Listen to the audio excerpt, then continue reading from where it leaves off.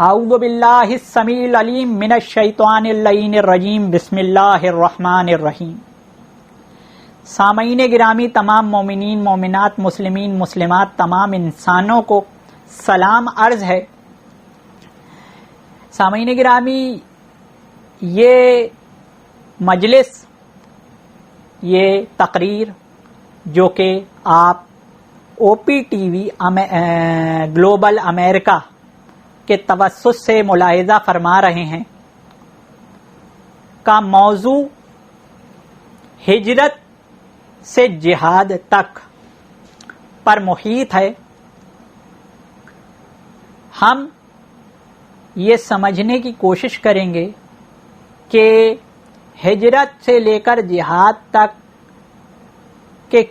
کا کیا فلسفہ ہے اور اس میں تاریخ اسلام کس طرح سما جاتی ہے۔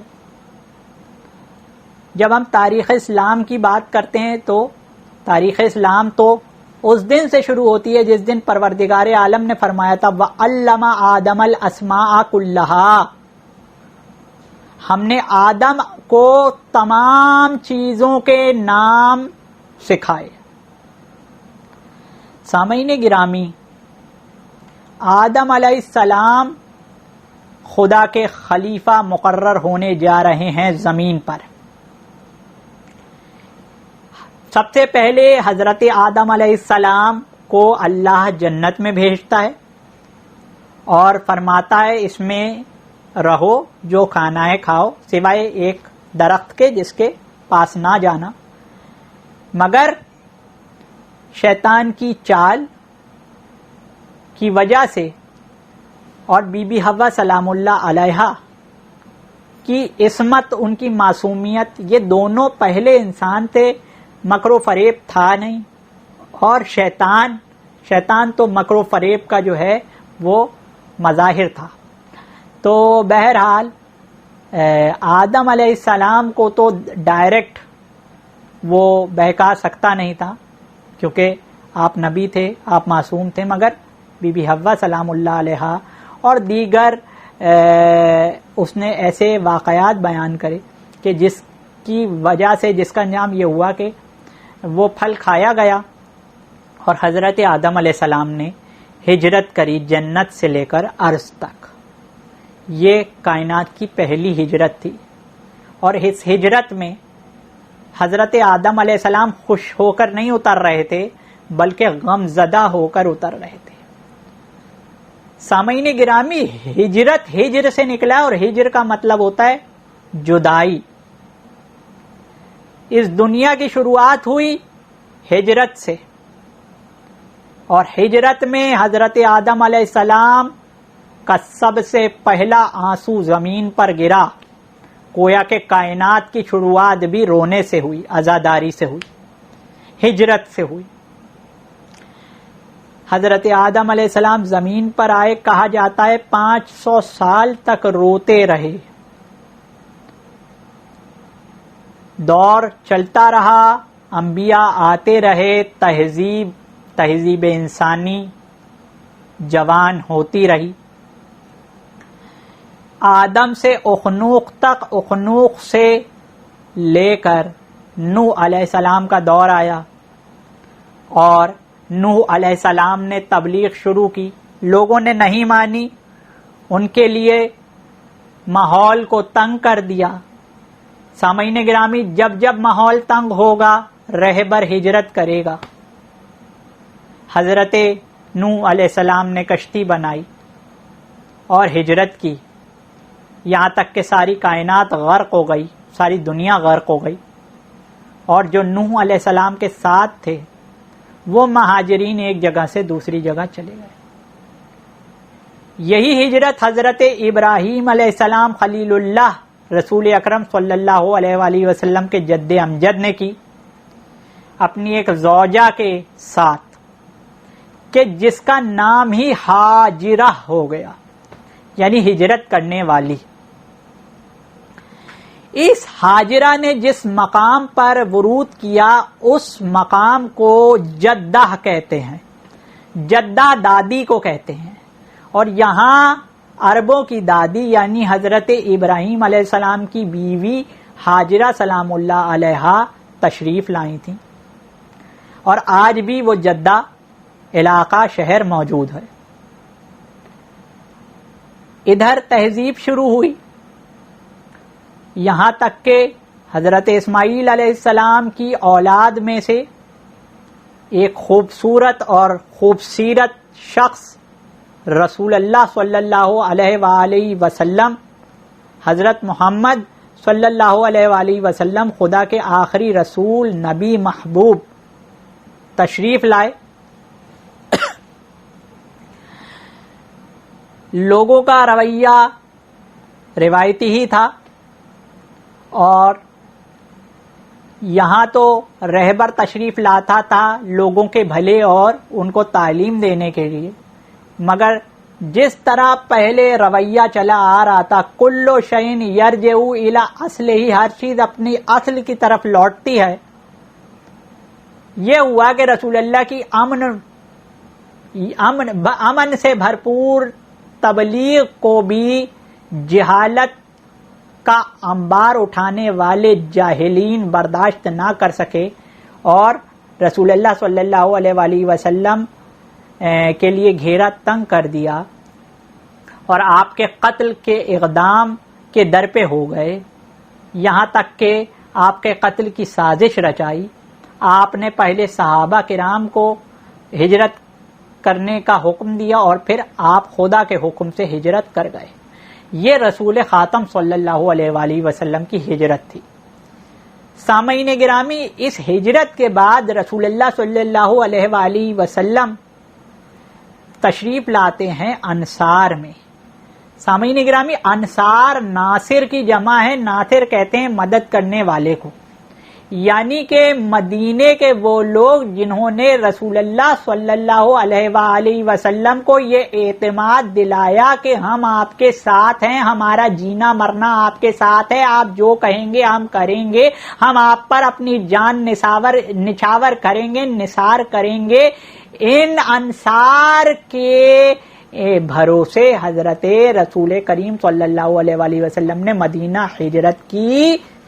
گویا کہ ہجرت کے بعد کا اسٹیپ ہوتا ہے انصار جمع کرنا،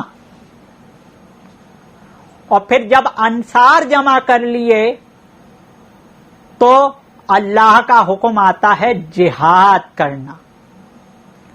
آج کے جو لوگ ہیں کہ جو نیم تعلیم یافتہ، نیم تعلیم حاصل کرتے ہیں، فوراً ہی جہاد کی بات کرتے ہیں، مگر اسلام ایک سسٹمیٹک دین ہے۔ سب سے پہلے تبلیغ سمجھاؤ، پھر کوئی تمہارا گھیرا تنگ کرے تو ہجرت کرو، پھر انصار جمع کرو، پھر جہاد کرو۔ یہ نہیں کہ ڈائریکٹ جہاد پہ چلے جاؤ، ایسا نہیں ہے۔ پہلے ہجرت ہے، پھر انصار جمع کرنا ہے، پھر جہاد ہے، اور جہاد کے نتیجے میں دو ہی ہوتے ہیں۔ جہاد کا نتیجہ دو ہی مواقع پر ہوتا ہے، یا تو انسان غازی ہوتا ہے یا شہید ہوتا ہے۔ نماز بھی دو ہی حالتوں میں گزر جاتی ہے، یا ادا ہوتی ہے یا قضا ہوتی ہے۔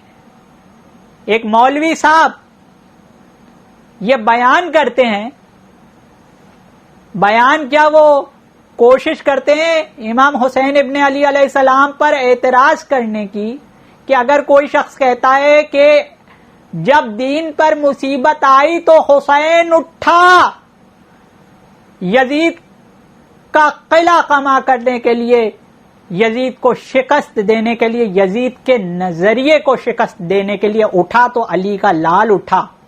اس کے جواب میں کلپ موجود ہے، ایک مولوی صاحب کہتے ہیں کہ اگر حسین یزید کا جواب دینے کے لیے گئے تھے تو دنیا مجھے یہ بتائے کہ وہ شام کیوں نہیں گئے تھے ڈائریکٹ، وہ کربلا کیوں گئے تھے؟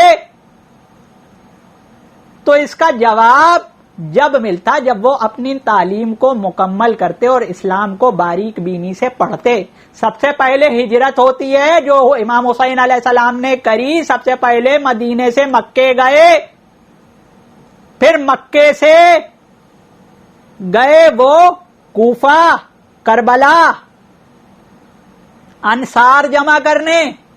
حبیب ابن مظاہر کو خط لکھا, اپنے صحابہ کو خط لکھا, اور کافی آئے بھی, اور کچھ منافقین بھی تھے کہ جنہوں نے پہلے اعتماد دلایا کہ ہم آپ کا ساتھ دیں گے, مگر بعد میں پیچھے ہٹ گئے. مگر انصار حسین جو کہ شہدائے کربلا کے درجے پر فائز تھے, جو حسین کا گروہ تھا, وہ خدا کے کلمات کی مثل تھا جو تبدیل ہونے والا نہیں تھا. سامعین گرامی, اعتراض کا جواب یہ ہے کہ پہلے ہجرت ہوتی ہے, پھر انصار جمع ہوتے, پھر جہاد ہوتا ہے. حسین نے ہجرت کری, انصار جمع کرنے کے لیے کربلا آئے, پھر جہاد ہوگا. اگر انصار کافی ہیں, اور اگر انصار کافی نہیں ہے, ابھی تو یہ مرحلہ ہی گزرا تھا کہ کوفیوں نے پیچھے ہاتھ ہٹایا, مگر امام حسین علیہ السلام کے جو جانثار انصار تھے, جانثار کرنے والے, وہ تو ان کے ساتھ تھے کہ امام حسین ابن علی علیہ السلام پر جنگ مسلط کر دی گئی. اور یہ جو آپ نے جنگ لڑی, یہ ایک دفاعی جنگ تھی. اور جتنے جہاد اسلام میں ہوئے, یہ ہمیشہ دفاعی ہی رہے. اسلام کا مطلب ہے امن و سلامتی کا دین. ادھر دفاعی جنگیں ہوتی ہیں اپنا نظریہ اور اپنی جان بچانے کے لیے. رسول اکرم صلی اللہ علیہ وآلہ وسلم نے بھی مدینے کو بچانے کے لیے, کبھی مسلمانوں کو بچانے کے لیے جنگیں لڑی, اور امام حسین ابن علی علیہ السلام نے بھی اپنے کنبے کو بچانے کے لیے. اور کنبہ تو آیا تھا دین کو بچانے کے لیے. اصلی بات تو یہ تھی, حسین ابن علی علیہ السلام نے نانا کے دین کو بچانے کے لیے یزید کے نظریے کو شکست دینے کے لیے جنگ لڑی. سامعین گرامی, یہ نظریات کی جنگ تھی جس میں ایک شخص شہید ہو کر بھی جیت گیا, غازی ہو گیا. ہم نے کہا تھا کہ جنگ کا انجام یا تو شہید ہونا ہے یا پھر غازی ہونا ہے. یہ عجیب و غریب جنگ تھی کہ جس میں سید الشہداء بھی بنے اور غازی عباس بھی بنے. اور میں نے کہا تھا کہ نماز جب گزرتی ہے تو ایک ہی عالم ہوتا ہے, یا تو وہ قضا ہوتی ہے یا ادا ہوتی ہے. وہ حسین کا آخری سجدہ جو آج تک قائم ہے, جو آج تک قائم ہے. گویا کہ حسین ابن علی 61 ہجری سے جو طولانی سجدہ اپنے رب کائنات کو کر رہے ہیں, وہ قیامت تک کرتے رہیں گے. وہ حسین کا سجدہ, جس سجدے میں آپ شہید ہوئے, اپنے کنبے کو کھوتے دیکھا, یہ بھی سوچا کہ میرے پیچھے میرے گھر والے اسیر بنائے جائیں گے. حسین ابن علی علیہ السلام شہید ہو رہے ہیں, ایک شقی بڑھتا ہے کہ میں حسین کو قتل کروں گا, اس کا سر ذبح کروں گا, سر تن سے جدا کروں گا, مگر تکلیفیں دے کر. سامعین گرامی, شمر ملعون نے چھری کو گٹھل کیا اور گٹھل کر کے گردن کے پیچھے سے وار کرے. کہا جاتا ہے کہ 13 ضربیں ماری تاکہ امام حسین علیہ السلام کو زیادہ سے زیادہ تکلیف ہو سکے, اور امام حسین ابن علی علیہ السلام کا سر تن سے جدا کرا. سامعین گرامی, اللہ کے رسول صلی اللہ علیہ وآلہ وسلم فرما کر گئے تھے انی تارکن فیکم الثقلین کتاب اللہ و اطرتی اہل البیت، میں تم میں دو گراں قدر چیزیں چھوڑ کے جا رہا ہوں، ایک قرآن ہے، ایک کتاب اللہ ہے، اور ایک میرے اطرت و اہل بیت ہیں۔